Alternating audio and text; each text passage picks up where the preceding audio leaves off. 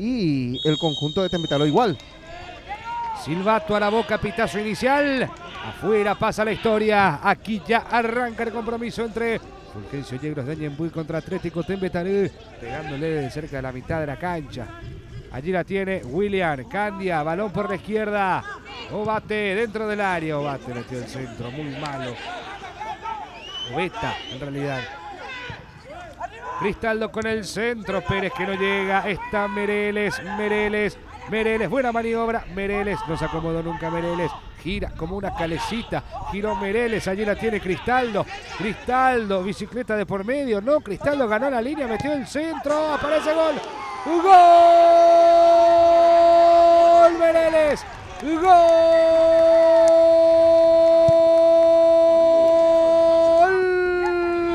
Del Tembetarú. Otra vez van todos. Y mira cómo respeta a Tembetarú porque casi no deja a nadie en ataque. Eso te iba a decir, van todos los de Yegros, van todos los de Tembetarú defendiéndose con 10. Bueno, Espínola, roja. Y eso es roja. Sí. Roja directa de Espínola, que tuvo una tarde complicada. Entrando la noche, al parecer ganó en confianza, pero ahora volvió a no tener esa confianza que tuvo en el segundo tiempo. Sí, señor, es así, expulsado Hugo Espínola, del 5 de Tembetarú. Bueno, tendrá que dejar el terreno de juego. Genes, túnel de por medio, el centro de Genes. Erson que no podía, insisto, Yegros, la tiene Paniagua, el remate de Paniagua.